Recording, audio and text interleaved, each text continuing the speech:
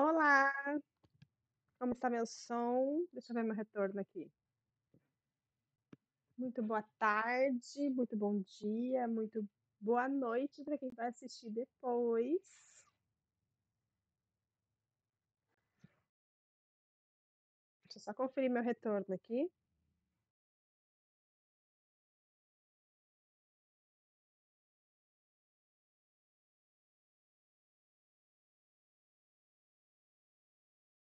Tá bom o som, né?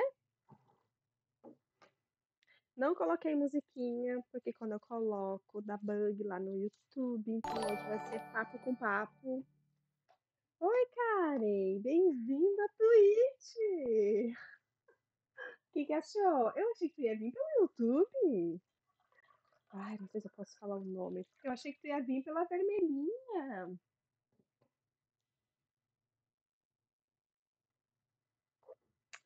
Então, para o pessoal chegando, eu separei um livro pra gente hoje. Eu queria saber se alguém já leu esse livro. Eu não li, mas eu achei uma parte dele muito legal. Eu que agradeço, Karen, de você estar aqui comigo hoje. Uma pessoa que tem tanta experiência com autismo. Então, vou falar por ti. Se tu quiser, tu fala. Ah, então, a Twitch é muito legal. Lembra que eu te falei desse símbolo de autismo ali da minha tela? É muito legal, né? Muita coisa legal aqui. Esse símbolo não é da Twitch, na verdade, é de uma plataforma que eu tô usando. Mas também seria legal pro YouTube, né? Está sendo legal pros dois. Oi, Jenny! Tudo bem? Como você está? Terminou tua live já, Jenny? Nós vamos falar um pouquinho mais sobre autismo. Eu quero mostrar um livro para vocês. Deixa eu só pegar a capa aqui. Quero saber quem é que já leu.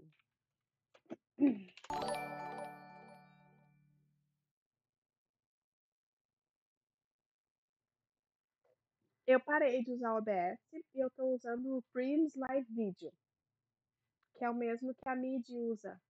Parei com o OBS. Ah, depois tu vai trabalhar de novo, né? Porque tu já trabalha de manhã com a live, então tu vai trabalhar de novo daqui a pouco. Entendi. Então, dizem que o OBS parou de dar bug, né? Mas tecnicamente eu desisti. E eu não tive nenhum bug com o Prism, então. Deixa eu inverter minha tela aqui, porque quando eu olho pro meu computador, eu fico olhando pro além. Parece que eu não tô olhando pra vocês. Deixa eu só inverter aqui.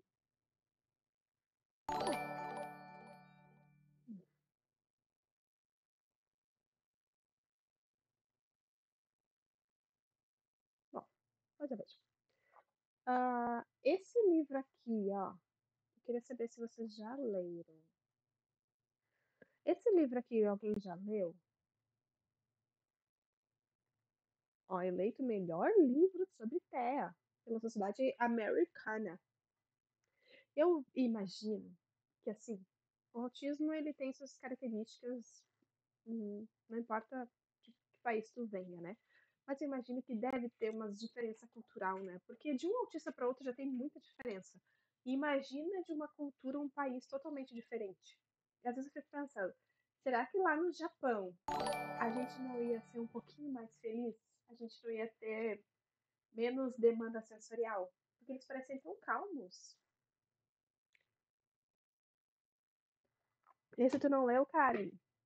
Tu tem um pra indicar, Karen, que tu já tenha lido, que tu gosta, assim?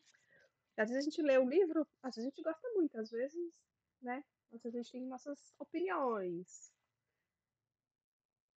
Mas esse aqui eu achei interessante, que na Amazon, sabe uma coisa que me chamou atenção na Amazon? A maioria dos livros que eu olhei aqui, olha que louco. Vou botar aqui, ó, autismo. A maioria dos livros para autismo não tem Kindle. Para quem que eles estão escrevendo esse livro? Tem muito autista que gosta de Kindle. Eu adoro Kindle, ó, capa comum, autismo no adulto. Esse tem Kindle. Esse a gente pode dar uma olhadinha hoje também. Cadê? Ler a mostra. Posso ler duas vezes ao mesmo tempo? Acho que posso, né? Tô com uma aberta aqui já. Esse é legal. Vamos lá de novo.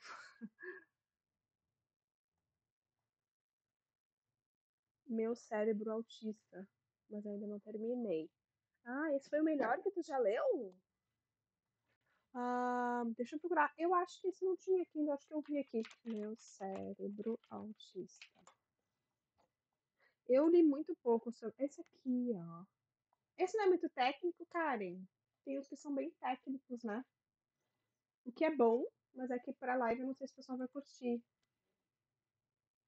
Ah, adicionei. A gente pode ler dar uma palhinha nele também.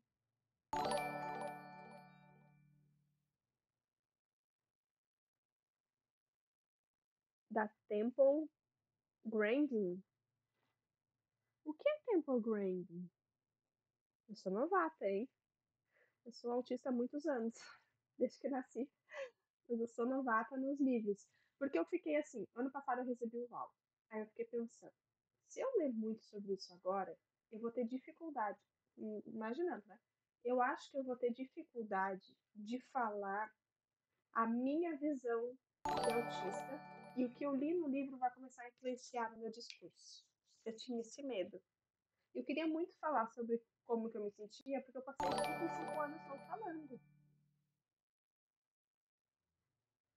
Bem técnico, mas dá pra entender de alguns comportamentos. Ah, então é um livro muito legal também para quem é mãe, né?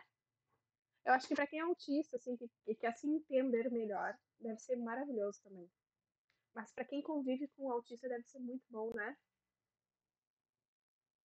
Imagino, pelo menos.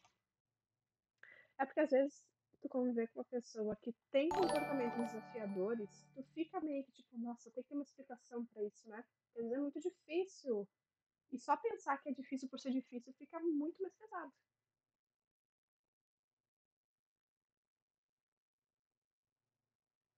Temple é uma autora, é uma autista que é cientista. Nossa, que legal. Eu queria ter sido cientista. Acho que ia ser genial também. Que legal, eu não conhecia ela. A gente já falou de tanta coisa, né, cara? E a gente não falou sobre isso. Sobre livros autistas. Hoje é o dia. Hoje é o dia. Acho que a maioria dos livros são para a família, não para o autista. Ah, entendi.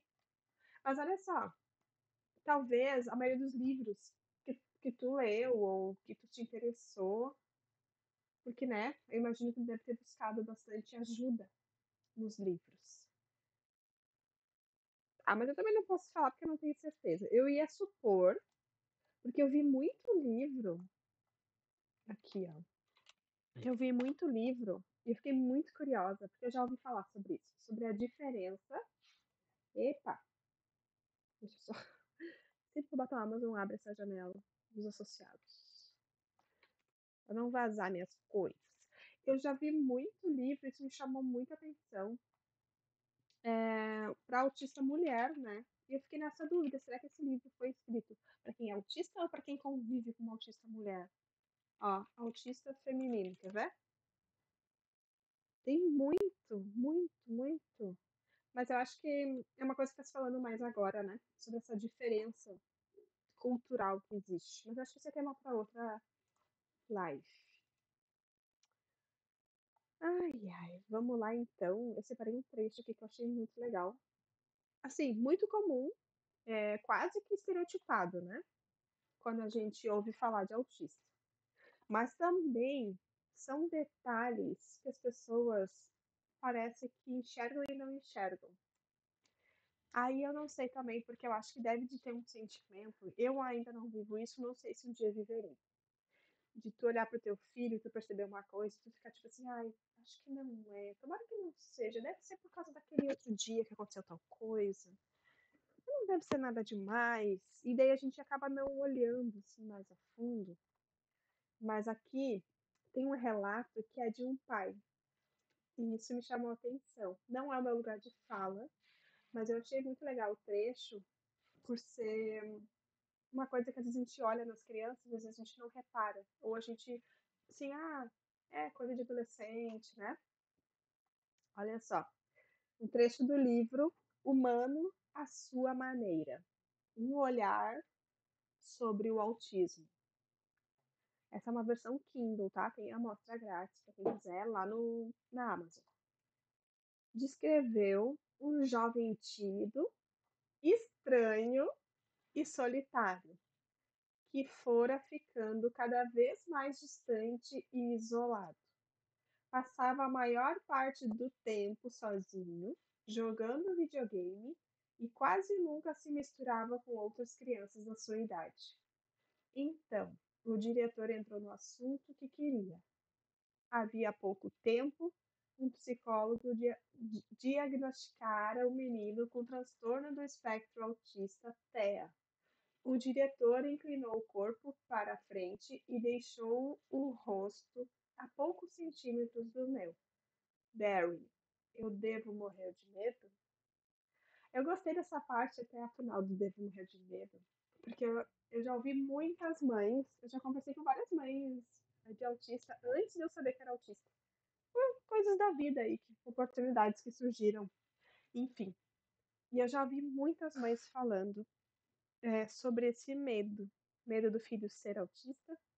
Depois que descobre que o filho é autista, tem medo do filho por ele ser, medo do que pode acontecer com ele, e muito mais medo de quando ela morrer, quem é que vai cuidar do seu filho. Aí tem várias questões, né? Tipo, o autismo nível 1, ele até sobrevive, consegue se virar e aparentemente ter uma vida. Uma vida comum é muito complicado de falar. Uma vida funcional? Acho que uma vida funcional, né? O nível 2 depende, às vezes ele precisa de ajuda, que a gente chama nível 2 de suporte, né? O nível 2 às vezes precisa de mais ajuda em algumas coisas para ter uma vida totalmente funcional. E o nível 3, que é aquela pessoa com autismo que precisa de ajuda para sobreviver. Você sabia que o índice de pessoas com autismo é um índice menor? O índice de vida? Porque, infelizmente, aquela menina entrou pro índice, né? Aquela menina que aqui no Rio Grande do Sul, que ela era autista, e por uma fração de segundo ela saiu correndo dos pais dela e ela caiu em um penhasco, que é uma coisa muito comum na vida de um autista, né? Sair correndo disparado. Ela entrou nesse índice dos autistas que não vivem a mesma idade que as pessoas típicas vivem. Enfim, mas por outras condições também, por muitas outras condições. Eu tive todos esses medos. É, né, Karen? A primeira vez que eu tenho uma mãe na minha live, mãe de autista, né? Mães já apareceram, mas com um autista diagnosticado é a primeira vez. Eu imagino, eu imagino e eu já ouvi, né, muitos relatos também de como conviver, né, com isso e com esse medo, porque é um medo que não vai embora, né? Vai ficar contigo. Essa parte aqui do livro me chamou muita atenção. E é só o início, né? Eu peguei um trecho bem no início pra gente conversar. Mas olha só, um jovem tímido, o que é bem comum na adolescência, né? A adolescência é um turbilhão de emoções, então é muito comum o jovem ser tímido, estranho e solitário. Ainda tenho medo de meu filho não ter uma vida funcional e não ter ninguém com ele depois que eu morrer. Então, eu não sei. Eu acredito que seja uma coisa que vai demorar, né? Porque só no dia a dia, né? Conhecendo alguém. Ai, minha cachorra. É, tipo, trabalhar ao máximo, autonomia e torcer e ter fé. Porque o que que mais uma mãe poderia fazer hoje em dia, né? E o ideal é a autonomia, né? Porque não há nenhuma garantia que alguém vai fazer o que uma mãe faria. Mas que bom que tu tem esse pensamento, que tu já tem esse despertar. Ah, acho que tem alguém batendo no meu portão. Acredita? Deixa eu ver se é mesmo. É de hoje? Terça-feira? Terça-feira, deixa eu ver se é aqui. Ai, é mesmo. Gente, eu vou pegar uma entrega rapidão, rapidão, peraí.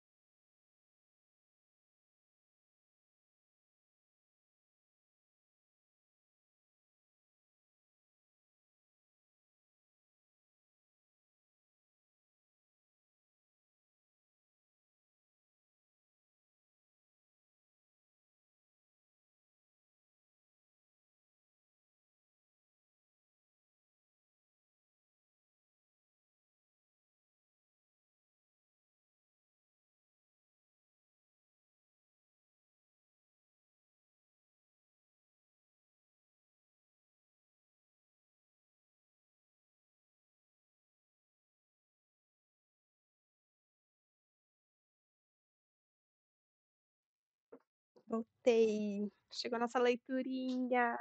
Não vou falar muito, que eu não vou fazer propaganda de graça. Mas confesso que é bem legal receber uns livros surpresa.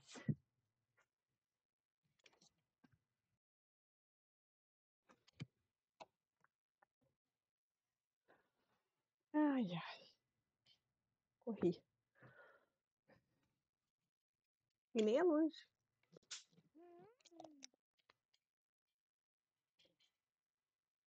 Eu acho que a gente falar sobre autismo e a gente conscientizar as pessoas já é um grande caminho, sabe? Para que os nossos filhos convivam num lugar melhor e que pessoas com autismo consigam ter um espaço melhor para viver, né? Um mundo melhor para viver. Porque não que a gente vai substituir uma mãe, né? Acho que isso é insubstituível. Mas ter o sentimento de que tá tudo bem, meu filho tem autonomia, ele vai sobreviver a esse mundão o dia que eu for. Eu acho que falar sobre isso é uma forma, né? Porque outras coisas às vezes demoram um pouco mais, né? O governo demora um pouco mais, enfim. Me chamou muita atenção nesse livro também, que quando o diretor, que é o diretor, se eu não me engano, né? Quando o diretor chamou é, essa pessoa para conversar, ele falou estranho.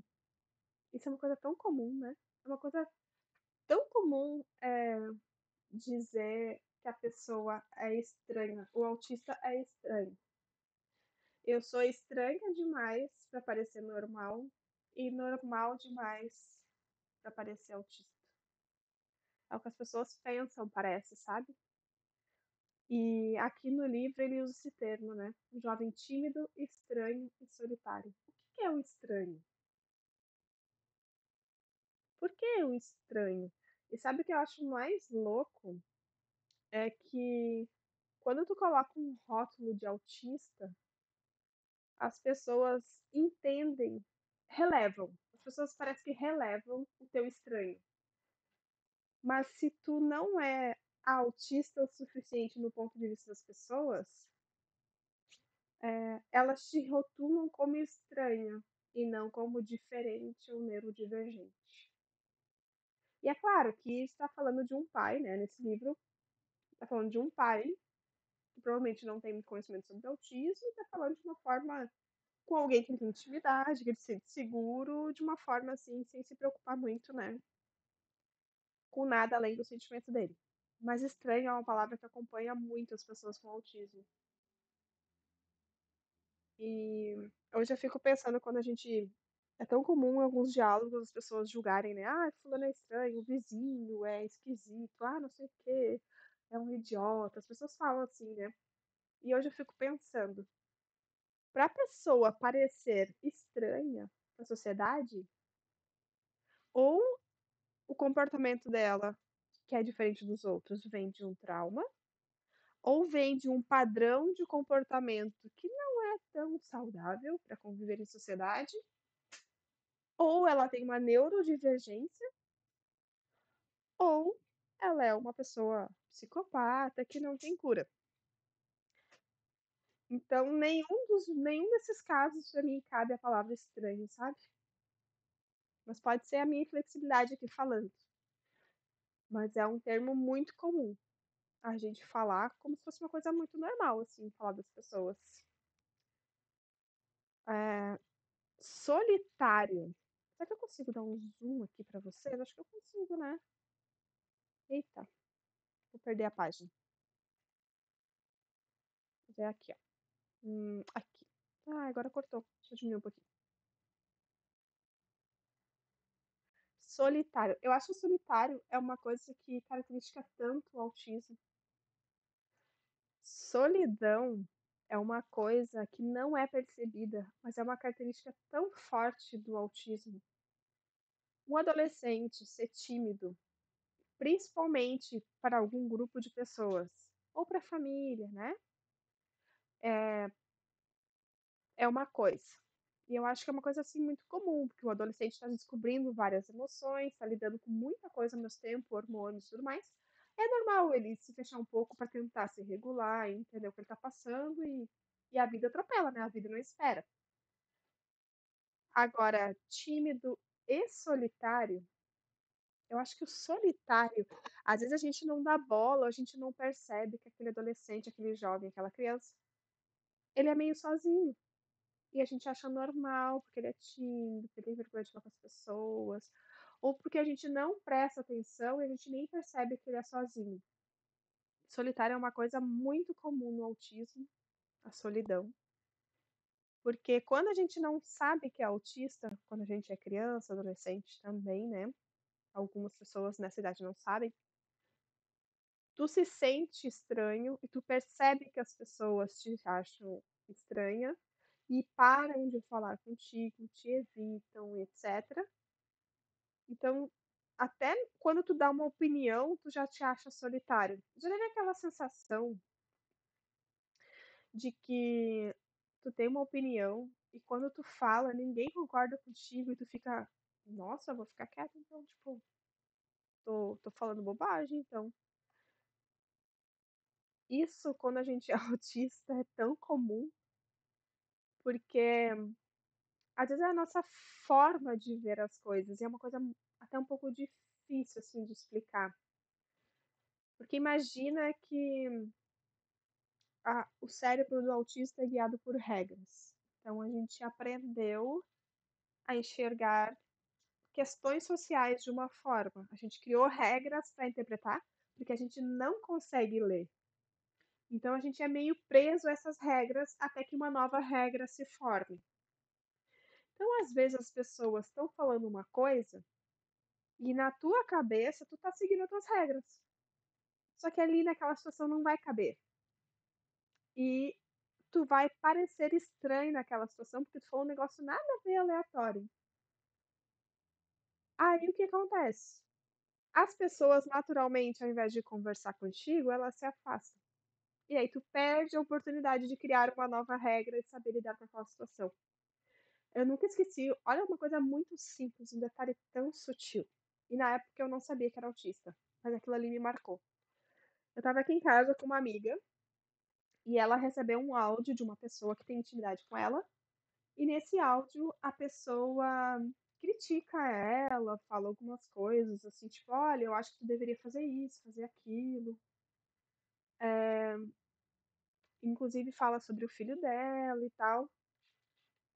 E no final, a pessoa pergunta: "Eu não sei se é uma questão aí do teu filho, de uma medicação, como é que a gente podia lidar melhor com isso? Aí tu me fala, tu me explica". E daí quando terminou o áudio, a minha amiga pegou o telefone, bloqueou a tela e botou no bolso.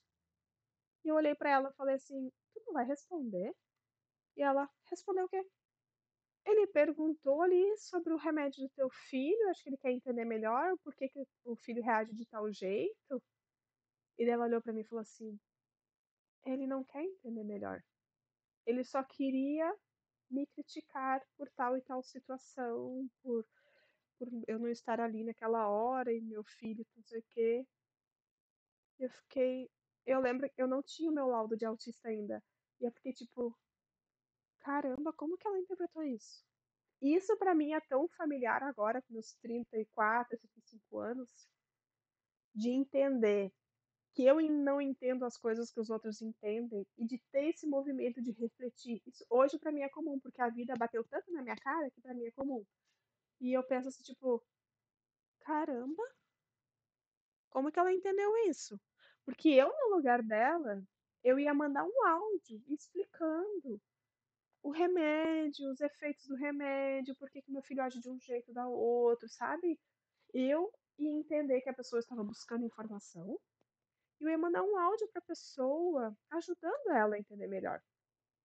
Eu não teria esse feeling de que a pessoa não quer entender melhor, ela quer dar a opinião dela sobre a minha vida. Não vou dizer que essa situação ainda faz sentido na minha cabeça hoje, que eu entendo dessa forma, mas é só um exemplo de como as regras influenciam na cabeça do autista. Porque na minha cabeça, se alguém te faz uma pergunta, ela quer entender a resposta, ela quer saber mais sobre aquilo. Na minha cabeça, as pessoas querem entender mais sobre as coisas para lidar melhor com as coisas, para se desenvolver como ser humano, para viver melhor em sociedade. Porque é isso que se fala, assim, como mundo ideal, né? E na minha cabeça essa regra existe. Então, quando alguém me faz uma pergunta, eu genuinamente acho que ela quer saber a resposta. E para o autista é muito difícil, falo no meu lugar de autista, porque eu sei que o autismo é diferente para todo mundo. Mas eu, como autista, é muito difícil essas linhas, quando a pessoa fala uma coisa, entender que ela não queria saber mais sobre aquilo, ela só queria desabafar a frustração dela sobre a situação, ou ela queria contar como ela lidou com a situação, ou em outras situações que acontecem também, que é a pessoa só queria que tu concordasse com ela. Eu tenho um amigo que sempre me falou isso. Mas ele falava com um tom meio brincadeira, assim, tipo, eu dizia pra ele, o que que eu faço? Aconteceu tal, tal coisa. E ele dizia, tu não quer a minha opinião. Tu quer que eu reforce aquilo que tu quer fazer. Eu dizia, não, não é isso. Mas de forma geral, parece que é isso. Ou eu tô viajando. Ou tô louca. Mas não parece? De forma geral, não parece que as pessoas estão só buscando bolhas para se reafirmar?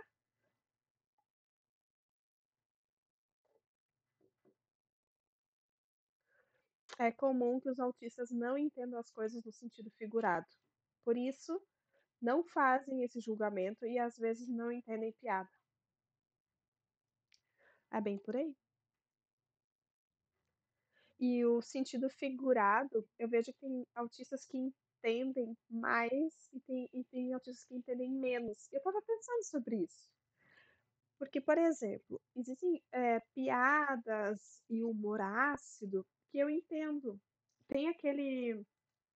A gente precisa fazer uma live para falar só sobre o Sheldon Cooper, né? Que é o personagem mais autista que a gente conhece, sim, mais popular, e que ninguém fala sobre ele ser literalmente construído em cima de um perfil de um autista. Nada me prova o contrário. Eu me identifico com muitas coisas que ele faz. Mas as pessoas, enfim, né? Elas não olham pra ele como sendo um autista, eles olham pra ele como sendo um personagem engraçado e diferente. E daí lá no isso, alguns são mais literais e outros menos. Exatamente. Eu tenho uma teoria sobre isso. Por que que alguns autistas são mais literais e outros menos? Mas é uma teoria muito pessoal. Mas lá no seriado do The Big Bang Theory, eles sempre têm uma brincadeira assim de que o Sheldon não entende. Não é sátira. Qual que é a palavra que eles usam? Não é ironia, não é sátira. É... Ai, fugiu a palavra? Ele não entende que eles usam a plaquinha. Toda vez que eles fazem uma brincadeira assim, que não é pra ser levado literal, e ele não entende, eles usam uma plaquinha de. Gente, fugiu a palavra. Deixa eu procurar aqui sinônimos. Sinônimos de sátira. Sabe quando tá na ponta da língua e não sai? Sarcasmo. A plaquinha de sarcasmo no The Big Bang Theory. Metáfora é uma coisa que eu preciso falar sobre metáfora. Metáfora, gente, quando fazem metáfora comigo. Vou falar sobre isso. Mas sarcasmo. No The Big Bang Theory, eles têm a plaquinha do sarcasmo, né? E eu fico pensando assim, um dia eu tava até conversando com meu marido, por que que eu entendo algumas piadas? Se, de uma forma geral, muitos autistas não entendem, né? Aquelas piadas mais ácidas que as pessoas fazem, algumas inclusive que são muito erradas, né? Sobre característica física das pessoas, piadas sobre coisas que são crime, ou piadas que são sobre situações assim mais pesadas, assim como morte, acidente, enfim. Esse tipo de piada eu entendo, porque para mim, a minha regra que eu falei para vocês antes, a regra, na minha regra, é óbvio que isso não tá certo. Inclusive, se alguém faz algum comentário assim negativo, o meu primeiro pensamento é, não, isso deve ser piada. Porque nas minhas regras, é óbvio que aquilo ali não está errado. Quando alguém faz algum comentário é, sobre racismo, sobre preconceitos, né, sobre o corpo da pessoa, para mim é óbvio que aquilo é errado. Então é muito mais fácil eu levar isso para o sarcasmo do que pelo literal, porque eu consegui construir essa regra. Só que às vezes não é óbvio para outra pessoa, né? Então daí é outro problema que eu tenho. Mas isso faz eu entender certas piadas.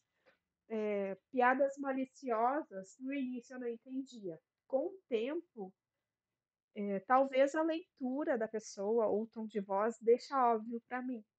Mas quando não tem isso, aí não fica óbvio. Mas por eu saber coisas erradas, por exemplo, hoje, como eu entendo sobre assédio, sobre coisas que não se fala para uma mulher ou para uma criança, certas piadas maliciosas ou frases maliciosas se tornam óbvias, porque eu criei uma regra, entende? Por isso que eu acho que alguns conseguem ser menos literal que outros, mas eu não acredito que algum consiga não ser literal. Vou dar um outro exemplo que eu tenho. Um exemplo que eu tenho. Piadas eu tenho um pouco mais de facilidade. Humor eu tenho um pouco mais de facilidade por causa dessa regra do é óbvio que não é isso. Agora, outras coisas que eu não tenho facilidade, que eu tenho muita dificuldade. Se eu vou na sua casa, se você vem na minha casa e eu ofereço um copo d'água e você fala, não precisa, eu não vou entender que tu tá falando por educação. Eu não sei, sinceramente, eu não sei se as pessoas entendem. Eu não sei se as pessoas têm certeza quando elas respondem isso. Porque pra mim não faz o menor sentido. Se você está com sede e eu te ofereço água, por que carambas você não aceitaria? Ah, é por educação. Mas por que a pessoa passar sede seria educado? Entende como uma coisa muito sutil, mas que isso fica na minha cabeça, isso atrapalha o meu diálogo? De uma coisa tão simples. Eu já vou, no diálogo, assim, de pessoas típicas, eu já vou travar nessa parte. Peraí que eu tenho que assoar meu nariz.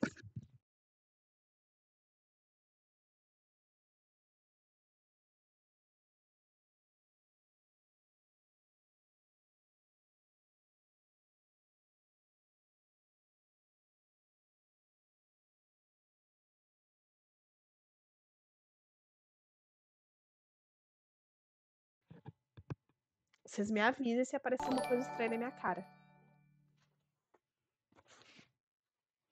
Ai, vai, né? Eu acho. Sabe que eu acho que o mundo seria muito melhor, não só entender as pessoas autistas.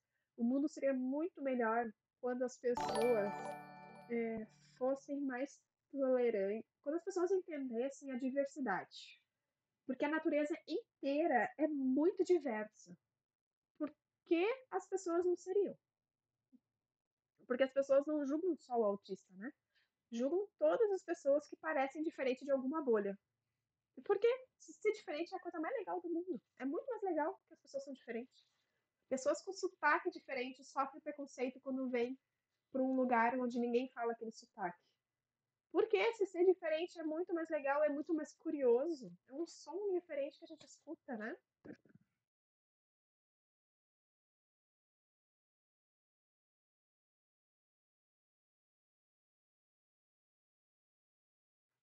Ah, eu concordo contigo, cara. Falar por educação não ajuda ninguém. Se tu tá com fome, qual é o problema de dizer que tu tá com fome? Existe uma coisa que eu nunca vou entender, que as pessoas típicas colocam sentimento não, colocam interpretações acima de coisas que tu não disse. Se tu fala, eu tô com fome, eu não estou dizendo que eu sou faminta, que eu sou gulosa, que eu não tenho comida em casa. Eu não tô dizendo nada disso, só tô dizendo que eu tô com fome. Viva as diferenças. Ah, mas é a melhor coisa do mundo, né? As coisas serem diferentes. Nossa, imagina um mundo todo igual. Existe um filme, eu vou tentar achar um nome. Nossa, existe um filme que é genial. Que todas as pessoas se vestem iguais e elas não podem demonstrar emoções e sentimentos. Esse filme é genial. Te coloca no lugar de como seria um mundo sem diversidade. Mas ele não fala isso. Tu entende isso. Eu vou ver se eu acho o nome do filme. Ai, ai. Eu sei uma atriz. Eu tô quase perdendo outro fio da meada. Ah, de falar para educação, né? Sabe uma coisa que eu não entendo? Quando a pessoa fala assim, quando tu vai lavar a louça na casa da pessoa e a pessoa diz assim, não precisa. Aí tu fica, ela tá sendo educada ou ela não quer que eu seja invasiva? Aí o natural é a gente mesmo assim lavar. E já aconteceu de lavar a louça na casa de alguém e a pessoa reclamar durante todo o momento que você tá lavando louça. E tu fica, caramba. Inclusive, eu já morei em outros lares, assim, eu já morei em outras famílias. Oi, Berá, tudo bem? Você tá aí, né? Oi. Tu nem deu oi pra mim. Tu tá perguntando pra mim ou pra Karen? Mas igual tu pode responder, né, Karen? Porque o meu filho não é diagnosticado. Ele é muito pequeno e não dá muitos sinais. Eu não te perguntei isso, né, Karen? Qual que é o nível do teu filho? Eu não lembro se tu me falou.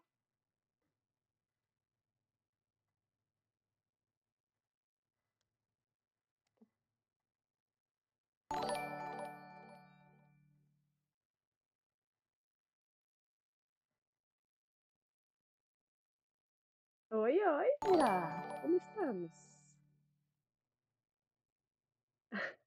Care. Acho que é pra Karen, né?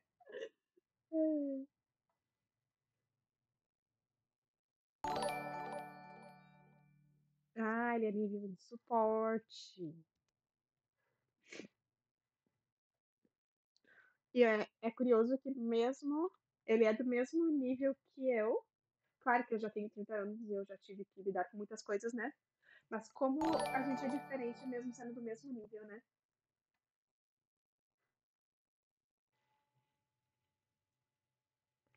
Ele tem quantos anos?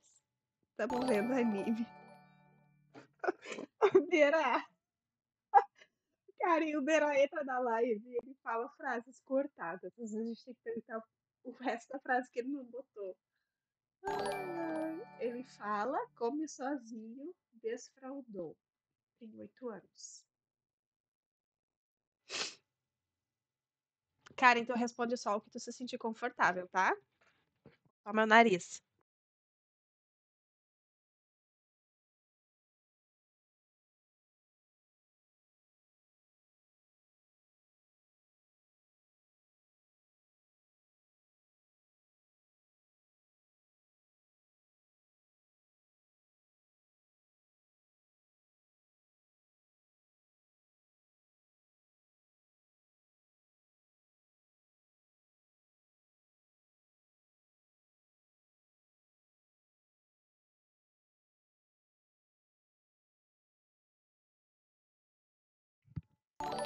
Achei o filme.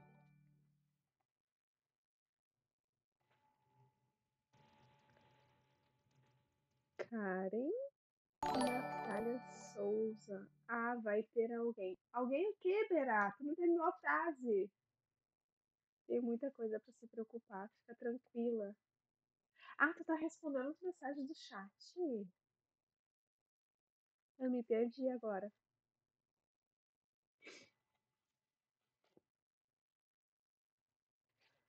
E o pior é que o chat ele tem delay, né? Eu vou esperar um pouquinho pro Berá responder minhas dúvidas todas.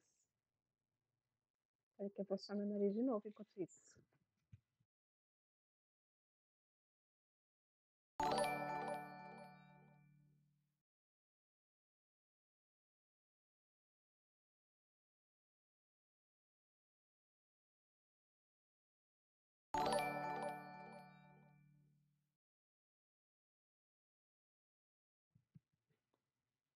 A minha tela tá preta?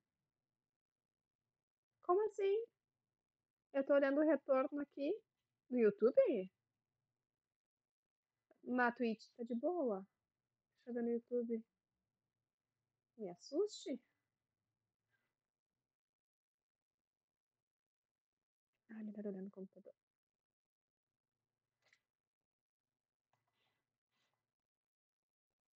Não me assuste, Berá.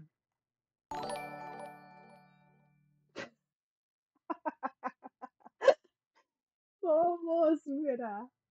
Ai, ai. Eu vou olhar pro retorno aqui. Ai, vai me matar do coração ainda. Entra. Ah, pode ser. Às vezes tem que atualizar a página. Quando fica preta, atualiza a página. Mas eu tô com retorno aqui. Normalmente eu vejo quando fica. Ai, ai, que susto.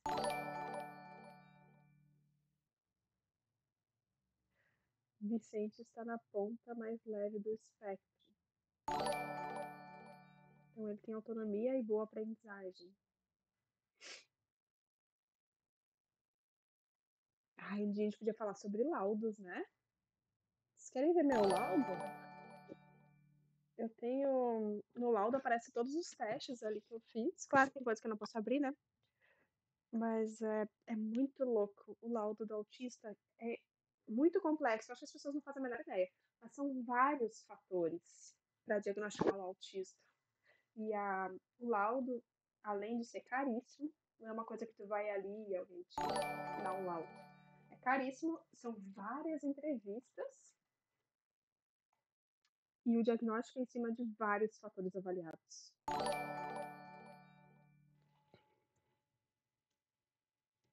Eu descobri aos 23 só.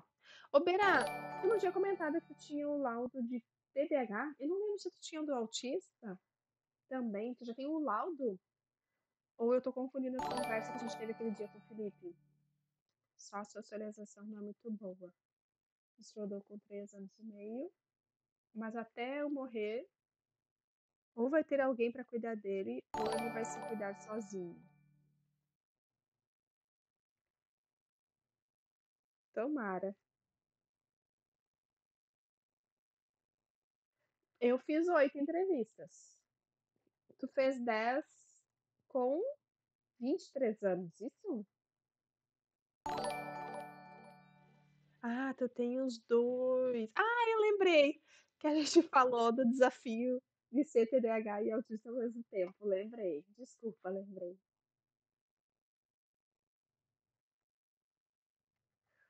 Ali a Karen comentou só a socialização não é muito boa. A socialização é a principal dificuldade do nível 1 suporte e a principal característica. Imagino que o nível 2 e o nível 3 seja essa e mais muitas outras, né? Mas o nível de suporte principal é a socialização. E é por isso que é muito difícil ser percebida, porque é muito fácil de ser confundida com um traço de personalidade ou com uma dificuldade ali, enfim. E por não ser percebida, a pessoa autista que tem essas dificuldades, se ela não tem outros prejuízos, que nem no meu caso, eu não tenho prejuízo intelectual, acho que a Karen comentou que o filho dela também não tem, né, Karen? Prejuízo intelectual. Então, essa habilidade intelectual, né, que o autista tem, ou a falta de prejuízo, intelectual faz compensar um pouco as dificuldades sociais. O que não resolve as coisas que a gente passa, mas ameniza bastante.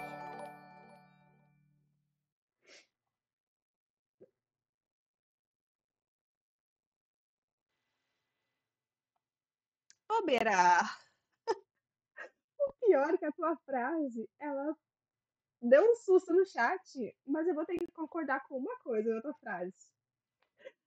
Se ele for igual a mim, vai socializar à base do álcool. Parece pesada essa frase, né? Pra mim, eu dei um susto. Mas olha só, quando eu vou em festas, se eu não bebo, eu não consigo ficar muito tempo na festa.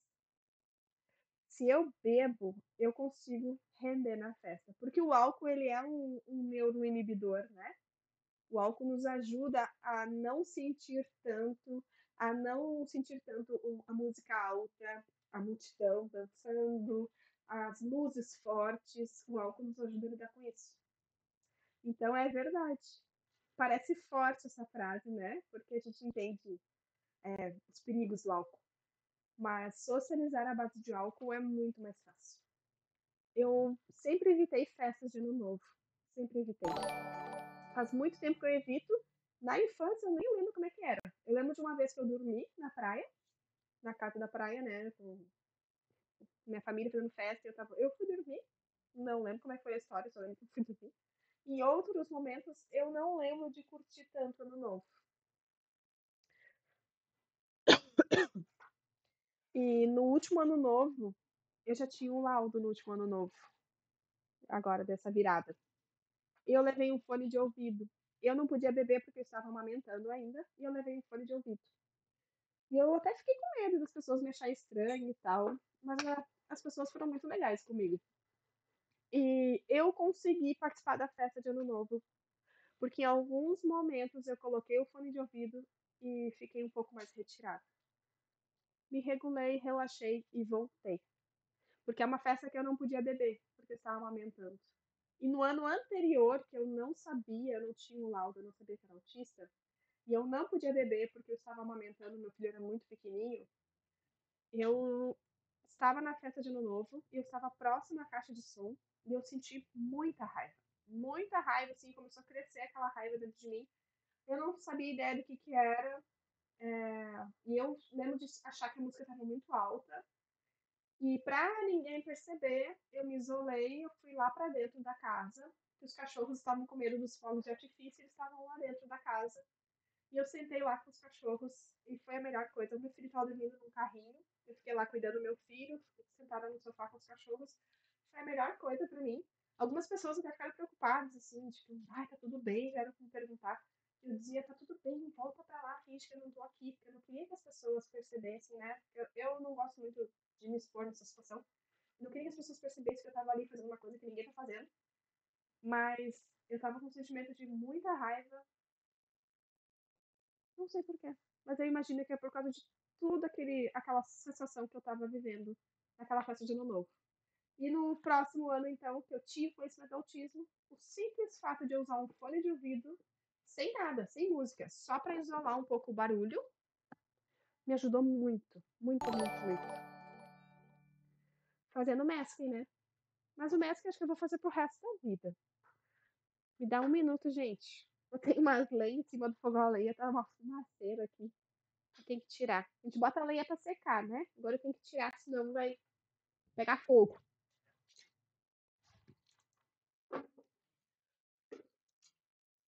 O teu filho é muito novo pra fazer masking, Karen. Os homens fazem masking como as mulheres? Essa é a dúvida, né?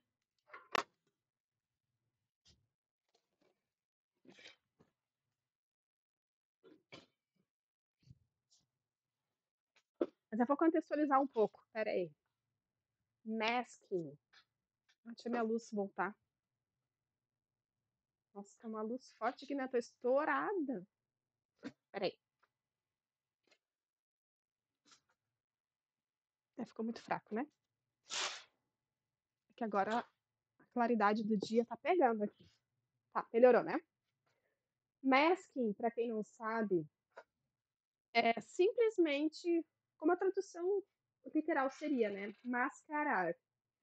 É você esconder tudo o que você está sentindo, porque você sabe que as pessoas não vão entender. Como que eu vou explicar para as pessoas que eu estou estressada porque estou num lugar onde tem muita gente falando ao mesmo tempo e tem criança correndo e as pessoas estão falando distante uma da outra, então elas estão falando alto e ainda tem uma caixa de som tocando música. Como eu vou falar para as pessoas que isso me estressa se para elas aquilo é normal e não faz o menor sentido o que eu estou falando? Então eu vou mascarar, eu vou esconder e vou. E se eu estiver muito desconfortável, eu vou dizer que é qualquer outra coisa menos aquilo que para as pessoas parece normal. Porque a gente é julgado tantas vezes, de tantas formas, que, né, a gente acaba evitando mais um julgamento.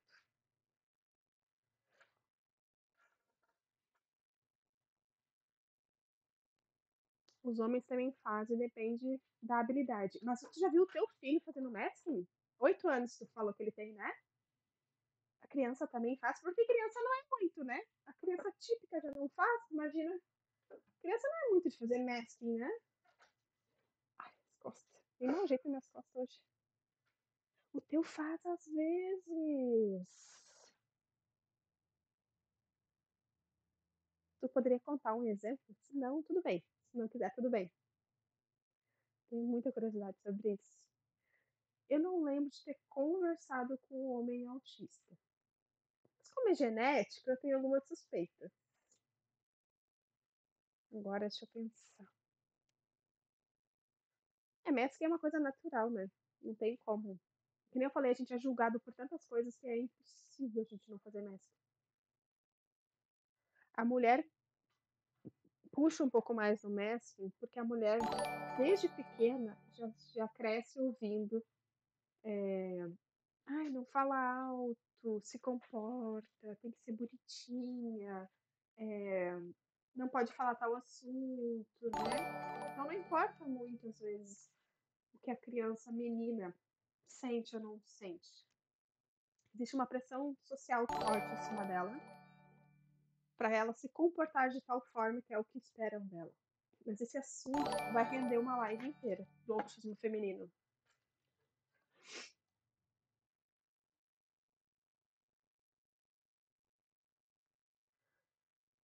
O Vicente faz quando estamos em público. Quando está na escola, ele segura mais a emoção. Quando vocês estão em público, ele faz tipo uma expressão? Tipo assim, tô desconfortável e fico fingindo que não tô? Ou tu pergunta se ele tá bem, ele diz: "Ah, tá tudo bem, mãe". E tu vê que ele tá alterado. Álcool é o melhor amigo do autismo. Calma lá, né, Berá? Então, confesso que álcool ajuda, mas a gente tem que ter muito cuidado, né? Pra não ser mais do que uma ajuda de vez em quando. Tem que ter muito cuidado. Porque para algumas pessoas essa fala pode ser validação de algo que já passou do limite, né? Tem que ter muito cuidado. Mas realmente, inibidores sensoriais, né? Acaba sendo muito atrativo para quem é autista. E eu acho que aí pode ser, às vezes, uma ajuda, mas também pode ser uma armadilha, né? Peraí que eu vou só o nariz.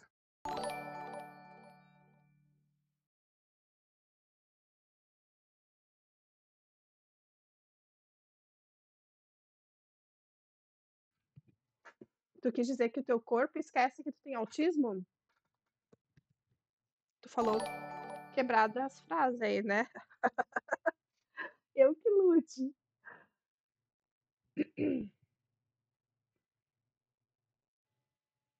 Não fica gritando nem correndo de um lado para o outro. Eu que percebo que ele fica mais comportado. Não, não faz ecologia, não fala sozinho. Ecologia, aí um termo que eu não conhecia dessa forma. Ecologia? Como se não faz ecologia? Ou faltou uma letra?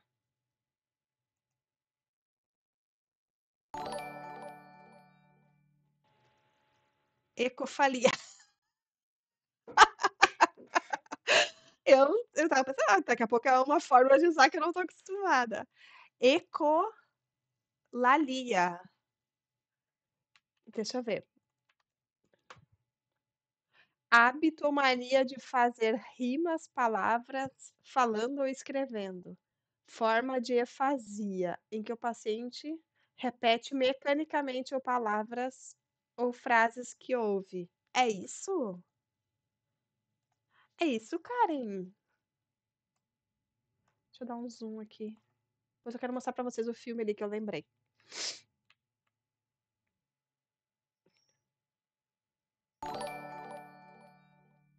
Sim, imaginei que foi o corretor, né? O corretor sempre nos sacaneando. Transtorno da linguagem caracterizado pela fala repetitiva. As crianças pequenas aprendendo a falar e escrever naturalmente repetem mesmo o som várias vezes.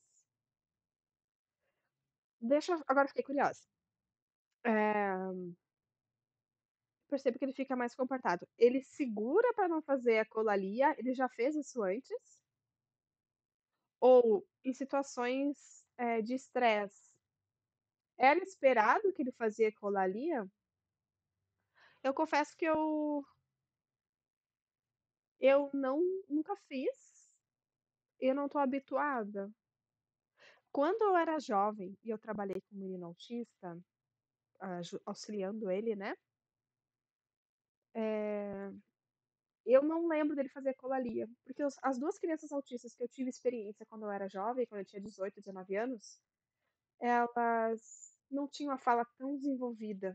Então não chegava ao ponto de fazer ecolalia. Tinha movimentos repetitivos, mas não falas repetitivas.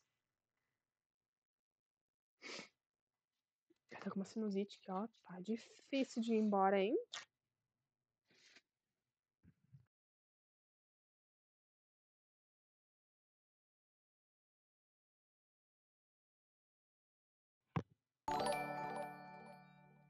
É uma estereotipia da fala.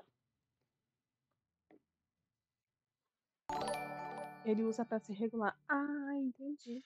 Então, o teu filho faz às vezes. E é para regulação que faz. Eu acho que já vi isso em filme. Passo tempo repetindo frases de desenhos. Hum,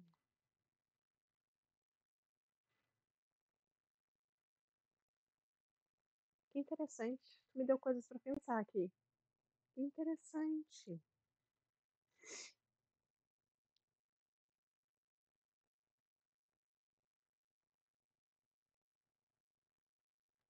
E daí tu percebe que ele disfarça. Quando ele tá, tipo, num lugar público, que tu percebe que ele tá um pouco estressado com aquilo, ele não faz a ecolalia. É isso que eu entendi que tu falou antes ali?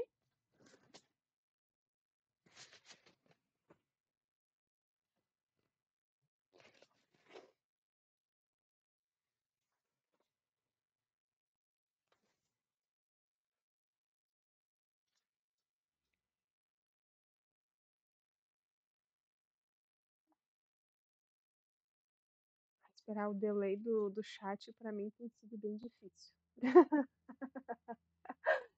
Ó, vou virar aqui porque é pra onde eu olho.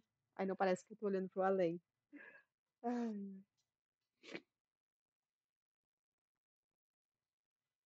deixa eu compartilhar com vocês um filme. Esse filme aqui, ó. Esse filme é genial. Percebi que ele não faz na escola. Hum, por isso tu acha que ele faz o masking.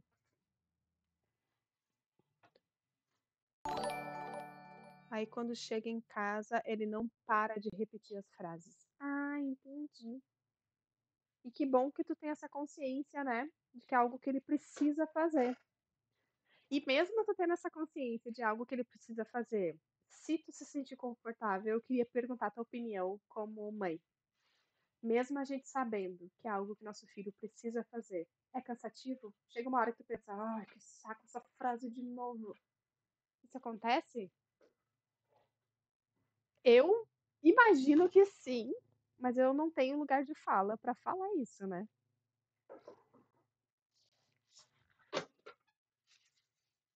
Agora no fogo aqui no fogão a lenha não apaga mais. Agora sim.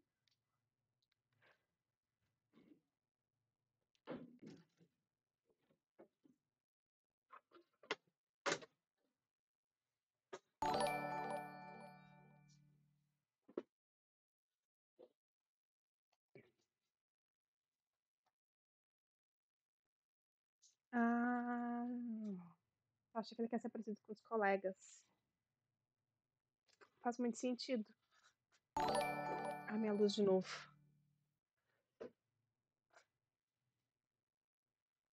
Ai, é bem cansativo. É que o fato da gente entender não significa que fique menos desafiador, né. O desenvolvimento tipo assim, qualquer situação com criança, essa deveria ser a lógica, né. As pessoas acham, às vezes, que o fato de ter conhecimento, ter um curso que explica sobre o desenvolvimento da criança, o desenvolvimento do autista, enfim, deixa as coisas mais fáceis e não necessariamente. Talvez deixe um pouco menos pesado e te ajude a entender a situação e saber como tu poderia lidar melhor ou se sentir melhor lidando, mas não deixar menos desafiador, né.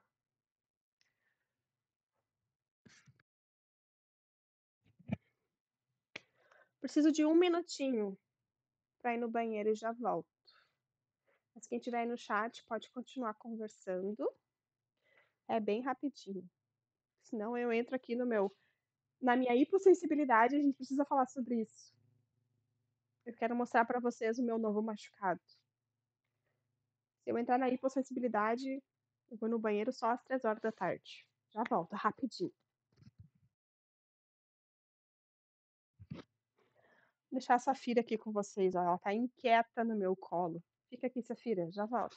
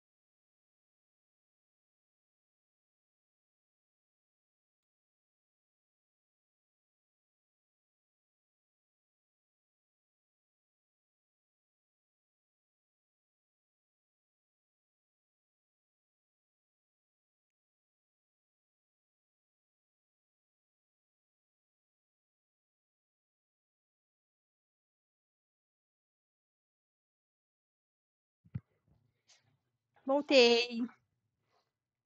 Nossa, voltei gritando, né? Aproveitei pra botar um rango aqui pra descongelar. Ai, esse é o lado bom de ter fogão a lenha, né? Bota as panelinhas em cima do fogão a lenha e ela vai esquentando. Daqui a pouco tu come. Eu queria falar um negócio antes que eu me esquecesse. Duas coisas. Metáfora e hipossensibilidade, que eu descobri esse ano que eu tenho. Sobre metáfora. Eu não sei como é para outras pessoas com autismo. Para mim não faz a menor diferença, sentido. Quando eu tô conversando com alguém e alguém usa uma metáfora, eu não acompanho, porque eu fico pensando, o que que tem a ver? Vou dar um exemplo. Digamos que você queira conversar comigo sobre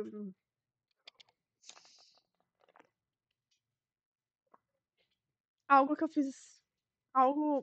Vamos pegar um exemplo que eu consiga.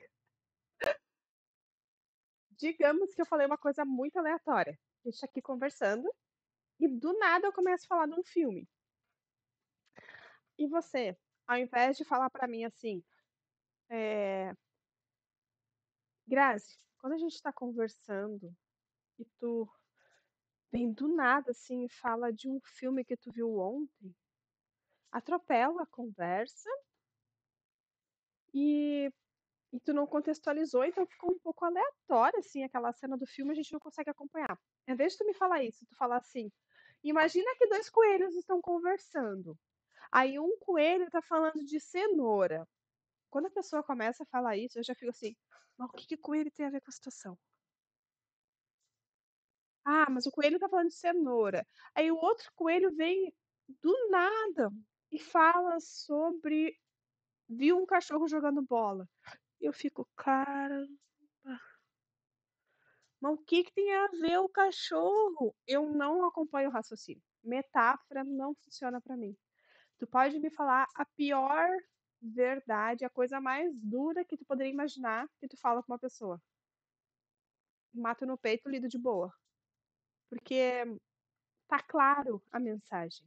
Ai, é difícil, dói escutar. Dói, eu vou sofrer, eu vou lidar depois, eu vou chorar. Mas eu vou saber pelo que eu estou chorando. Agora, tu me dá uma metáfora de uma situação esperando que eu entenda uma coisa que aconteceu, nunca. Não consigo. Tenho curiosidade de saber se outras pessoas com autismo conseguem. Eu não consigo. E já teve várias situações de trabalho, em reunião, que o gestor não queria falar diretamente e usava metáforas. E eu ficava tipo, eu não sabia que eu tinha autismo, né? Eu ficava tipo, hum, eu não acompanhava. E eu mudava o assunto, puxava de novo o assunto para os fatos, porque a metáfora não vai. Não vai de jeito nenhum. Aí entra um pouco naquela questão do literal, né? Levar as coisas ao literal. De quando tu fala assim: ah, oi, tudo bom? Que bom te ver. Vamos marcar de almoçar. Na minha cabeça é: que dia? Eu pego meu celular, olho minha agenda que tá ali, só marcar. Aqui, ó, tal dia eu posso, só marcar. Mas a pessoa não quer marcar. A pessoa quer falar um dia, talvez, sobre marcar, ou nem quer. Mas quando a pessoa fala, ah, vamos marcar, que é muito comum as pessoas falarem, né? Para mim, hoje eu sei que pode ser que a pessoa não queira. Então, hoje eu não fico pensando sobre isso. Antigamente, quando eu não sabia, não entendia tudo isso, ou eu achava que a pessoa queria marcar e eu ficava enchendo o saco da pessoa. Então, tipo assim, obviamente que eu vou ser a chata do rolê, né? Ou eu me frustrava, me chateava com a pessoa, né? Hoje não, hoje eu sei que talvez nem é tão sério. Aí o que que eu fiz? Lembra que lá no início eu falei, pra quem tava aqui, né, eu falei de regras. Eu criei uma regra. Se, tipo a regra lá dos Excel, if, se a pessoa fala, vamos marcar respostas possíveis. Diga vamos e nunca mais fale no assunto. Espera ela te mandar uma mensagem Talvez ela nem queira. Essas são as minhas respostas. Se você me conhece pessoalmente, se alguma vez eu falei pra você, vamos marcar, ou você falou, vamos marcar, e eu disse, vamos, pode ter certeza que eu tô esperando você dar o próximo passo, porque eu não faço a menor ideia de qual que seja. E eu ainda acho que se eu tiver iniciativa, eu vou fazer algo errado. Uma coisa tão simples. Uma coisa tão simples que as pessoas lidam de uma forma tão fácil. Para nós gera toda essa confusão. E se eu não tivesse essa consciência que eu tenho hoje, eu me sentiria triste, rejeitada, ignorada por alguém. Hoje eu não penso mais dessa forma, porque eu criei essa regra na minha cabeça, com muita ajuda do meu marido. Mas antigamente eu sofria por as pessoas falar, vamos marcar, o que para mim parece genuinamente um interesse de fazer algo comigo depois, mas na verdade é muito relativo essa frase, muito relativo. Peraí que eu tenho que tirar minha comida do fogão a lenha. Meu Deus, tá fritando a minha massa. Acho que eu tenho que tirar mesmo. Caramba. Fogão a lenha é maravilhoso, né? E eu comprei fogão a lenha e disse, eu não vou botar panela lá, é só pra esquentar o escritório. Muito bom botar panela lá. Esse aqui eu tô com medo de quebrar. Ai, ai. Olha, eu fazendo coisa aqui que é só pra dar errado. Eu também fico esperando marcar o rolê. Ô, Karen, né? Existe uma genética aí, né? Não vamos dizer que é uma coisa de pessoas também típicas, mas pode acontecer, né? Acho que pode acontecer pra qualquer pessoa também, né? Mas enfim, né? Acho muita familiaridade às vezes da gente, das pessoas que convivem com a gente.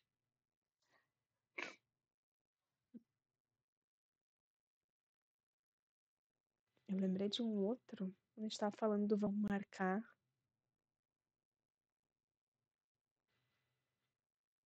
Agora fugiu. Mas hoje que eu tenho o diagnóstico, eu criei a regra na minha cabeça de que aquilo que eu interpreto pode ser que não seja bem assim. Então, em muitos casos, se eu não tenho muita certeza, eu abro para o meu marido e pergunto a opinião dele.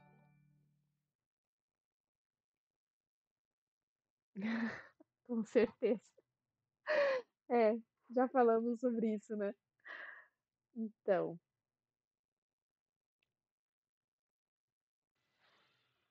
às vezes eu olho para o meu filho também e eu fico vendo afinidades, mas é muito cedo para eu saber se meu filho está aprendendo traços de personalidade com a gente, principalmente comigo, porque ele convive muito comigo, né? Que eu fiquei em casa com ele bastante tempo, ou se, né, é algo que vai aparecer mais para frente. Gente, vocês não estão vendo, mas a minha gatinha tá assim, ó. Eu não sei o que tá acontecendo. Pode ser carência, né? Porque ela não tá conseguindo dormir comigo ultimamente. Mas ela tá inquieta, eu não consigo fazer nada sem ficar mexendo nela. Sobre o que tu falou de muita gente conversando no mesmo ambiente, eu também não suporto. São sinais, né?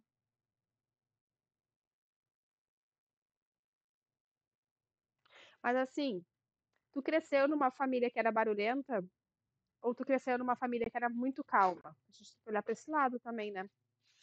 Então vamos fazer um diagnóstico online, mas só uma curiosidade. Uma curiosidade cientista amadora.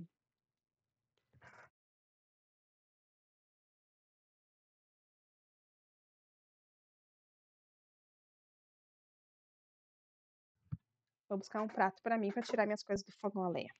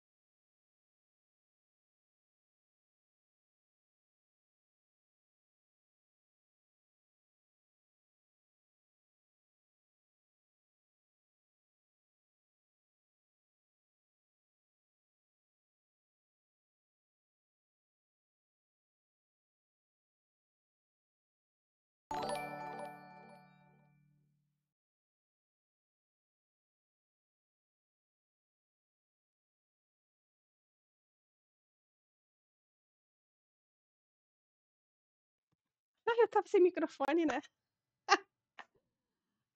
Minha família é super barulhenta. Teoricamente, tu deveria estar acostumada, né. Teoricamente, a gente se acostuma quando a gente convive, com um traço de personalidade, assim, tão marcante na família, né. A não ser que tu seja neurodivergente. Aí tu não consegue se acostumar com algo que te gera desconforto a vida inteira. O máximo que tu consegue é tu aprende a disfarçar, mas se acostumar não. É um é uma característica, né, é um sinal. A vida inteira eu ignorei meus sinais.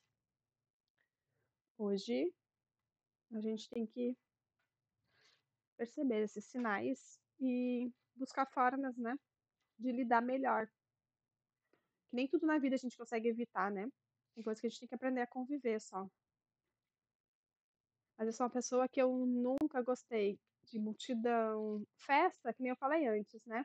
Festa, se eu posso beber bebida alcoólica, beleza. Se eu não posso beber naquela noite, por, né, independente do motivo, eu não consigo ficar muito tempo. Oi, Tumi, tudo bem? Como você está?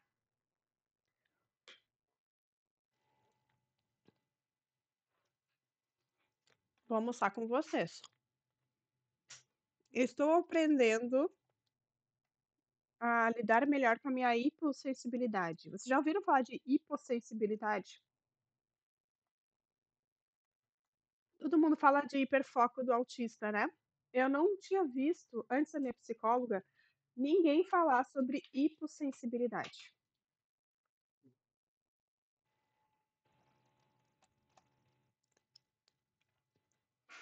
Tem a hipersensibilidade, né? Que é você sentir as coisas demais. Tu não tá bem, Tumi? Puxa, se sinta abraçada. Vamos ficar sim, né? Um dia de cada vez. Tu tem a hipo e a hiper. Eu acho que os dois é bem comum, né? O hipo e a hiper. Mas eu comecei tratamento psicológico com uma psicóloga especializada em autismo este ano. Na verdade, mês passado, este mês, talvez seja esse mês. Então, eu não sabia sobre hipossensibilidade. Isso fez todo sentido na minha vida. Deixa eu mostrar para vocês. Isso tem a ver com por que que eu estou almoçando na live, por que que eu estou saindo da live para ir no banheiro. Tem a ver com tanta coisa que eu vou tentar explicar por partes. Olha meu dedo, deixa eu ver se eu consigo mostrar. Eu até tirei uma foto para postar antes que ele cure. Tá vendo isso aqui? Isso aqui, ó, esse amarelão aqui no meu dedo, é porque eu queimei ele mexendo nas lenhas do fogão a lenha. E sabe por que que eu queimei? Porque eu enfio a mão lá dentro e mexo nas lenhas, porque eu não sinto tanto a dor como as pessoas sentem. Tanto que quando eu encostei esse dedo, olha isso. Isso aqui não é sujeira, tá? A gente até achou que era um óleozinho da lenha. Já lavei, já tomei banho. Isso aqui acho que já faz 1 ou 2 dias. E eu queimei faz 3 dias, eu acho. Quando eu encostei o dedo na lenha, o que que eu pensei? Eu pensei: "Ai, acho que queimou, acho que tá quente", uma coisa assim, eu pensei tipo: "Ai, tá um pouco quente". Um pouco quente, olha meu dedo, tá vendo? Deixa eu tirar minha cara daqui, aí daí perde o foco. Olha meu dedo. E eu pensei: "Tá um pouco quente". E continuei mexendo nas lenhas quentes, arrumando fogo do fogão a lenha. Isso aqui é uma queimadura, eu até não sei se eu não deveria ir no dermatologista, mas eu não sinto nada. E na hora que eu encostei, deu aquela ardida do queimado, assim, mas muito sutil. Ou seja, eu achei que não ia dar nada, eu esqueci disso. No outro dia, de manhã, eu olhei: "Caramba, meu dedo tá amarelo", passei a mão. não saiu. E estava mais forte, agora tá mais fraco, né, e não saiu. E eu fiquei: "Caramba!" E eu acho que eu sei do que é, porque agora eu sei o que que é hipossensibilidade. Eu não sinto da mesma forma dor, fome, eh, vontade de ir no banheiro. Não é que eu não sinto, eu não percebo. Na verdade, ainda não estudei se isso é neural ou enfim, acho que é neural, né, só pode. Mas eu não percebo. Então, se eu não criar uma regra na minha cabeça de tanto e tanto tempo, ou tá sentindo uma leve sensação de ir no banheiro, vai no banheiro, vai fazer o teu pips. Meio-dia é hora de almoçar, não importa. Eu antes, nas primeiras lives, eu emendava até às 3 da tarde, eu não comia. Depois, minha nossa senhora, eu ficava exausta. E daí a psico me explicou que o autista tem essa resistência, parece que ele não tá sentindo nada, mas o corpo tá lidando com aquilo ali, que ele não tá sentindo. E daí quando tu baixa a bola, tu te acalma, aí vem todo os resíduos de todo o estresse que o teu corpo estava lidando. Tá bom, Karen. Beijos, obrigada por participar, viu? A gente tem que marcar um dia. Vamos marcar? A gente tem que marcar um dia, Karen, porque eu queria muito que tu falasse mais sobre maternidade atípica, mas eu te chamo depois. É muito complicado, né, Tumi? Aqui eu tenho outra, ó. Essa aqui é uma queimadura. Deixa eu ver, deixa eu só ver nos 2 pulsos. Eu acho que é essa. Não, essa é outra. Olha só. Essa aqui é uma queimadura que eu fiz no forno, porque a estabanação também é uma característica do autismo. Também, tá? Não vamos ficar diagnosticando isso só por causa de uma coisa. Essa aqui eu fiz no forno, faz tempo. Inclusive ela estava bem feia, né? Eu acho que era essa, que as pessoas ficavam preocupadas. Não, na verdade não, já confundi, ó. Essa aqui eu não faço nem ideia quando que eu queimei. Essa aqui foi num forno e ela estava super bonitinha. Agora ela piorou porque eu acho que eu queimei de novo no fogão a lenha. Mas eu não queimei aqui, eu queimei aqui, ó, só que é perto. Essa aqui é outra queimadura. Essa aqui eu não lembro, eu não sei de onde que veio isso aqui, eu não senti. E aqui tem uma outra também que eu acho que é do fogão a lenha.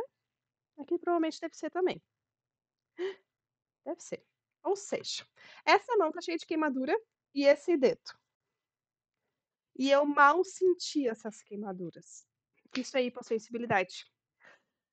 E juntando com a estabanação, juntou duas coisas pior ainda, né. Eu vivo com roxo nas pernas, na coxa que eu bati, e eu não lembro, porque às vezes eu dou um encostão e eu penso: "Ai, encostou", e saio andando. E caramba, depois fica um roxo horrível e eu não lembro de onde que é. As minhas pernas são roxas, cheio de marca. Isso é hipossensibilidade. Eu tenho uma curiosidade, não sei se tu tem, Tumi. A gente tem hipossensibilidade com temperatura também? Eu tenho esse negócio de me machucar e nem perceber, mas também sou muito sensível a outras coisas. Então, a gente tem hipersensibilidade, às vezes com textura, com barulho, com luz, né? E a hipossensibilidade com outras coisas mais fisiológicas ou de toque. Tu pode compartilhar alguma coisa que tu é sensível, se tu se sentir confortável, tá? Eu vou dar um exemplo, da hipo. Eu achava que eu era uma pessoa super focada, trabalhando e tal, até que eu descobri o que que é o hiperfoco, né. E o pior, a hipossensibilidade, ela alimenta o hiperfoco, porque eu não quero parar o que eu estou fazendo. Então se eu tô com sono, se eu tô com vontade de ir no banheiro, meu corpo que lute depois. A gente tem hipossensibilidade de temperatura? Eu tenho essa dúvida. Eu tenho a impressão que eu não sinto tanto frio às vezes, como outras pessoas. E é muito louco. Meu filho tem 2 anos e meio, né. Ele tá naquela idade que ele não aceita cobertor. Tu bota cobertor, ele fica um tempo, quando vê ele chuta tudo, e se ele tá meio acordado, ele chuta antes de dormir. Então a gente enche ele de roupa. E eu sigo os números, eu não confio no meu tato. Tipo assim, ah, vai fazer 8 graus de madrugada, às 6 da manhã. Então a gente enche ele de roupa pensando nas 6 da manhã e bota um ar-condicionado e vai medindo o ar-condicionado até chegar nessa temperatura. Porque às vezes eu boto a mão nele, eu acho que ele tá quentinho, ou acho que ele não tá tão quente. Meu marido bota, acho que tá com calor. E daí a gente fica nessa. É muito difícil chegar num concordar, e eu tô com essa desconfiança, que a hipo também é de temperaturas. Temos. Eu, por exemplo, quando tá muito frio eu não sinto muito, mas quando é calor eu tenho hiper. Esse negócio do calor é uma coisa que eu quero investigar também, eu não perguntei pra psico ainda. Socorro. Eu, quando era criança, me diagnosticaram com alergia a calor. Pelo menos a minha mãe sempre disse isso: "Tu tem alergia a calor". Eu ficava com a nuca vermelha, que assim ela disse que quando eu era bebezinha, eu ficava com a nuca vermelha, assim, e se eu fico no sol muito tempo, a minha pressão baixa, eu chego a desmaiar. E eu já vi outras pessoas com autismo falando de calor. Fiquei curiosa com isso. Tu também tem, então, essa sensibilidade? Eu, uma vez numa praia, eu fiquei exposta muito, assim, ao sol, ao calor, não fui no mar me refrescar e tal. Aí começou a baixar minha pressão, só que na época eu não sabia, né, eu era criança, baixou, baixou, e eu me deitei assim, ó, quase que em posição fetal, assim, eu me deitei embaixo do guarda-sol numa a gente chama de canga aqui no sul, não sei se vocês chamam assim também. Me deitei assim naquele paninho, na areia, embaixo do guarda-sol na sombra. E eu apaguei. Só que eu estava tão apática que a minha mãe olhou e falou assim: "A Grazi não tá bem, tem alguma coisa errada, precisamos ir embora". E realmente, eu apática, assim, na praia, não é o normal. Mas eu fiquei deitada daquele jeito assim, ó, eu não tenho forças, quando baixa minha pressão, eu não tenho forças. E eu desmaio, eu durmo, só que é um durmo assim, ó, é tipo um desmaiar. Isso já aconteceu comigo. Sabe aquelas boias que é tipo um colchão de piscina, um colchão inflável de piscina? Eu deitei numa boia dessas, e a água ela pegava só até aqui assim, ó. Tu fica deitadinha assim, e a água pega só até a metade do corpo, sabe? Então metade do corpo eu fiquei exposta ao sol. E eu dormi boiando, cara. Hoje eu penso: "Meu Deus, mulheres, eu tenho sudorese excessiva nas mãos e nos pés e também a pressão baixa". Caramba, sudorese eu não tenho, eu sou uma pessoa que sua muito pouco, mas a pressão, nossa. A minha não baixa, né, ela se joga assim, despenca. Nesse caso da piscina eu podia ter morrido. Às vezes eu penso: "Caramba, eu estava boiando nesses colchãozinhos e eu dormi assim, apaguei de dormir boiando". E quando eu só pra ter uma ideia, eu não sei quanto tempo eu fiquei lá. Quando eu acordei, eu fiquei bronzeada, uma linha assim, ó, em todo o meu corpo tinha uma linha que era a marca da água, onde a água pegava. E pra cima, pra fora da água, eu fiquei bronzeada. E metade do meu corpo, assim, inteiro, ficou com uma linha, pra baixo estava menos bronzeada, pra cima é mais bronzeada. E eu tenho a minha pele demora muito pra reagir a tudo. Eu demorei, tipo, um ano inteiro pra equilibrar a cor. Foi horrível. Ai, caramba, tu também tem esses dias eu vi um outro autista no TikTok, eu podia achar o vídeo dele, eu achei o vídeo dele maravilhoso, falando sobre o calor. Ele tem uma teoria, muito legal a teoria dele. Espera aí que eu vou suar o nariz.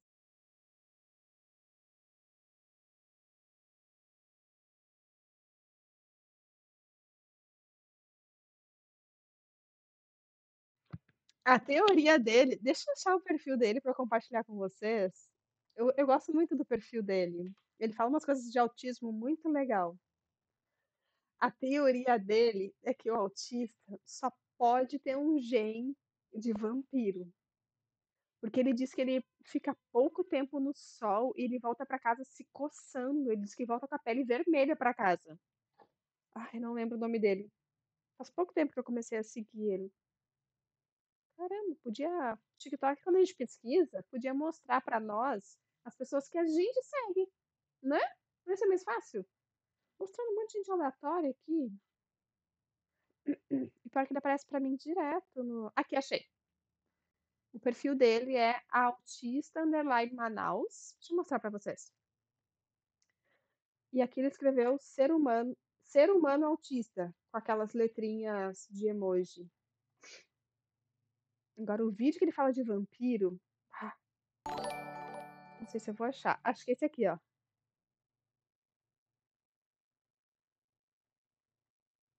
Não, não é. Aí eu vou achar, daí eu mostro pra vocês outro dia. É muito bom o vídeo dele. Ele fala que ele acha que ele é um vampiro. É o tipo de diálogo aleatório que eu teria com qualquer pessoa. Quando eu vi esse diálogo aleatório, eu pensei, meu Deus, eu adoraria ter um amigo com diálogos aleatórios. Acho que eu tenho um, mas eu adoraria. Tu já viu? É muito bom, não é? O perfil dele. Eu acho muito legal. Ai, peraí, desculpa.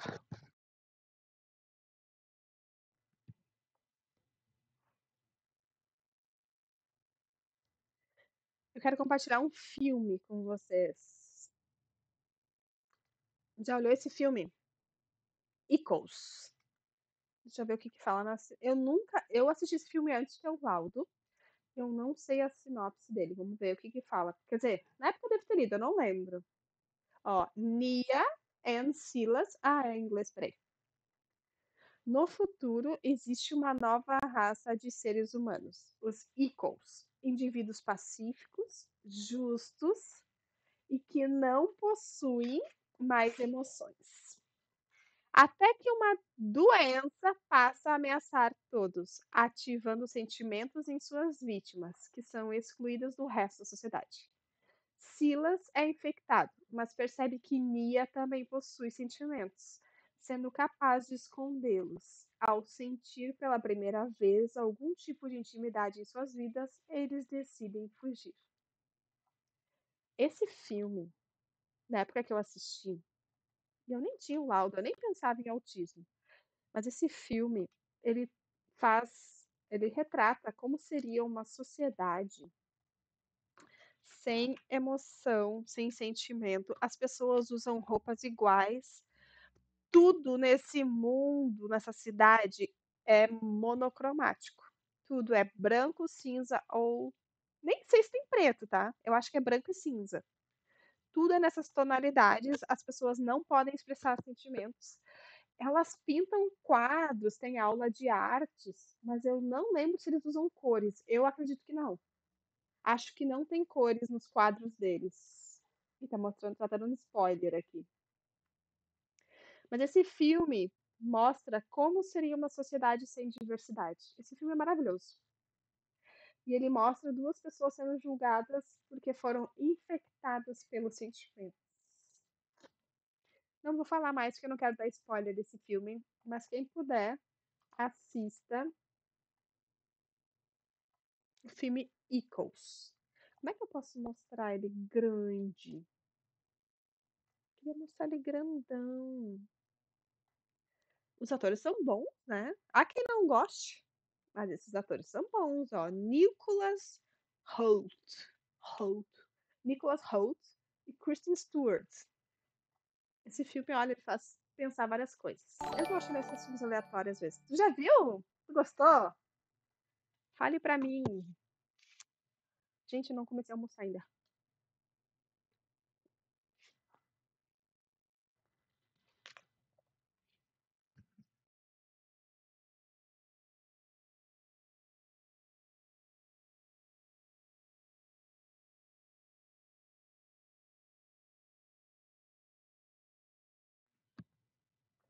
É muito louco, né?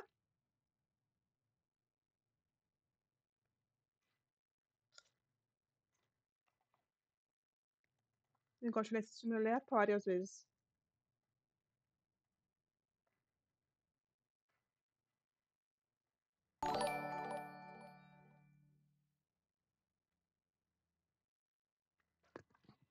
Eu gostei também. Eu gostei pela a reflexão que ele te provoca, né?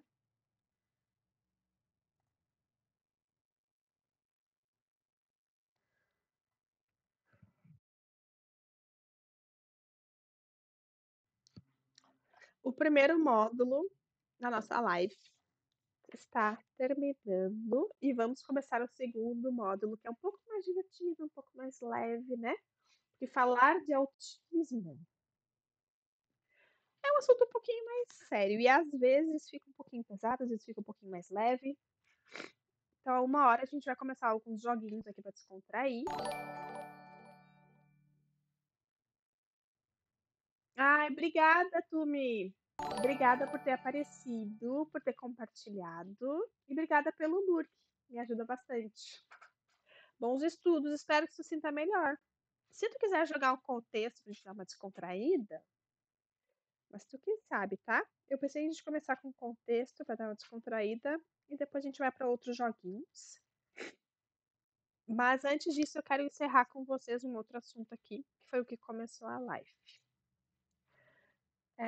Bons estudos, Tumi. Olha, eu tentando organizar minhas conversas. Bons estudos, obrigado pelo lurk. No início da live, eu comecei com essa parte do livro, né? E tem uma outra coisa que me chama muita atenção nessa parte do livro. É...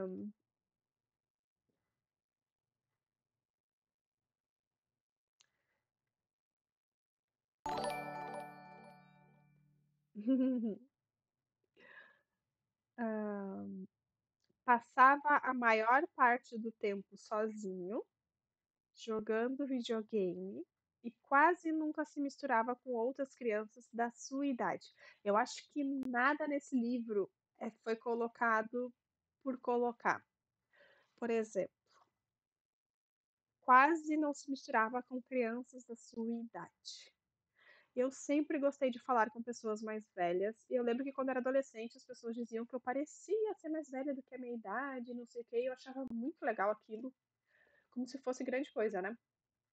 Mas eu sempre gostei de falar com pessoas mais velhas. Eu gosto muito de falar com idosas, de ouvir histórias. E realmente eu tenho dificuldade de falar com pessoas da minha idade. E é exatamente isso que ele colocou nesse livro. E às vezes a gente não percebe isso nas crianças.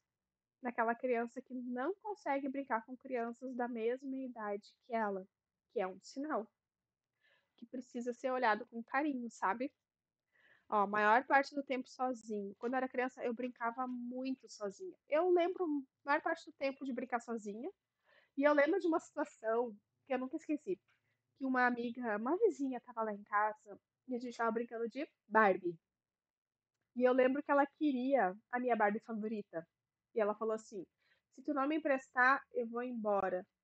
E eu lembro, eu tava na minha casa. E eu olhei pra ela e falei: então vai embora? E eu lembro que ela foi embora e eu não fiquei triste. E não é nada pessoal contra ela. Mas desde criança eu já tinha esse sentimento de que parecia melhor brincar sozinho. E depois a minha mãe até compartilhou comigo, né, que muitas vezes, muitas crianças juntas, eu estava sempre isolada, sozinha, e ela ia lá, tentava me enturmar, né, fazia um movimento e tal para eu brincar com outras crianças. E existem brincadeiras que eu gostava de brincar com outras crianças, que é de correr, de subir nas coisas, aquelas brincadeiras mais corporais, né? Agora, brincadeiras de Barbie, de bonequinhos, de coisinhas assim, eu sempre gostei de brincar sozinha. E, tipo, isso sempre foi um sinal.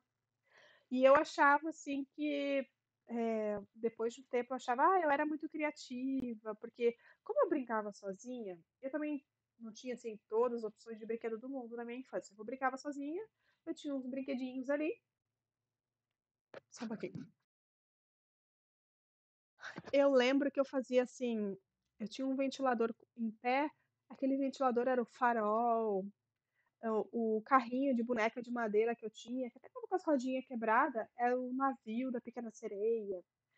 Eu acho que eu não tinha a Pequena Sereia, acho, que era a minha princesa favorita, mas eu tinha uma Barbie, que ela era toda estilosinha, assim, cabelo castanho, ela tinha umas roupas largas, tipo uma touca meio rap.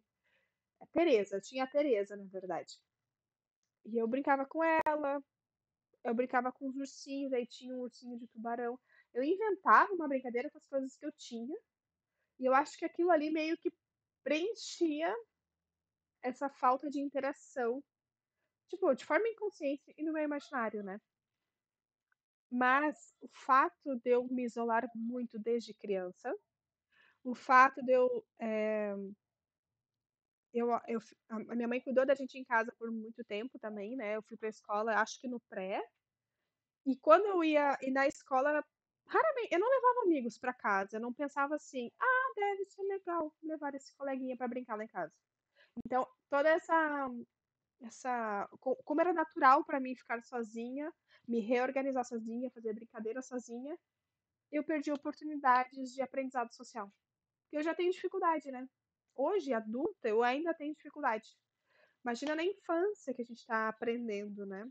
Então, é um sinal da criança que eu gostaria muito que as pessoas ficassem alerta. Se a criança tem dificuldade de interagir com crianças da mesma idade que ela, tipo assim, ela só se dá bem com crianças menores ou crianças mais velhas, se ela tende a preferir brincar sozinha do jeito dela, e dificuldade de entrar na brincadeira dos outros também, de não querer participar da brincadeira dos outros, porque eu vejo que às vezes a criança cede para participar com o outro, para ficar com o outro, interagir com o outro.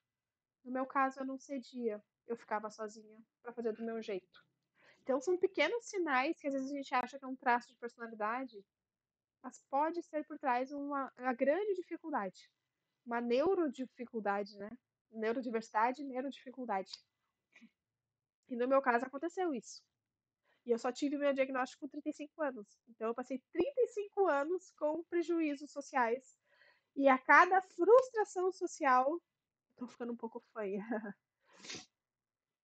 A cada frustração social, eu fico mais isolada, porque as pessoas naturalmente se afastam, né? É natural as pessoas se afastar daquilo que elas não entendem. Hoje eu sei isso. Hoje eu sei que todo o sentimento de rejeição que eu senti em vários momentos da minha vida eu vou continuar sentindo. Mas hoje eu não sofro com isso, sabe? É natural as pessoas, elas não sabem lidar. Eu não sei lidar comigo, imagina as pessoas. É natural as pessoas se afastarem. Mas tu passar a vida inteira sem o laudo, vai te dar um prejuízo e algumas depressões que eu não precisava ter tido, né? Então eu achei muito legal que esse livro trouxe esse ponto. Ele trouxe esse detalhe específico, sabe? Não é à toa. Ele não tá falando. Ele falou ali, claro, que o jovem era muito solitário e que ele preferia ficar a maior parte do tempo sozinho, mas ele falou também que ele quase nunca se misturava com outras crianças da sua idade, não é à toa. É um sinal importante, além de muitos outros, né. Achei bem legal esse livro, acho que eu vou ler ele. Achei bem interessante. Ai, ai, falamos bastante, né. Vamos para a parte divertida da ilha? Vamos pro lado divertido da ilha? Agora é o momento de descontração. Eu acho que a gente podia. Eu tô com medo do YouTube me derrubar se a gente assistir um vídeo. Eu queria uma coisinha mais leve. O jogo eu sei que ele não derruba, né? Vamos pro contexto, então. Eu queria muito assistir um videozinho, mas a gente pode assistir depois. Eu acho que o YouTube vai me derrubar se eu botar esse vídeo agora. Vamos jogar contexto. O Gartic também dá pra dar uma descontraída, né? Pra gente ter o nosso segundo momento da nossa live. Deixa eu só lembrar o nome que eu deixei ali da. Tá. Aí o contexto eu consigo almoçar, né? Que eu não vou mais viver com hipossensibilidade. Me libertei desse mal.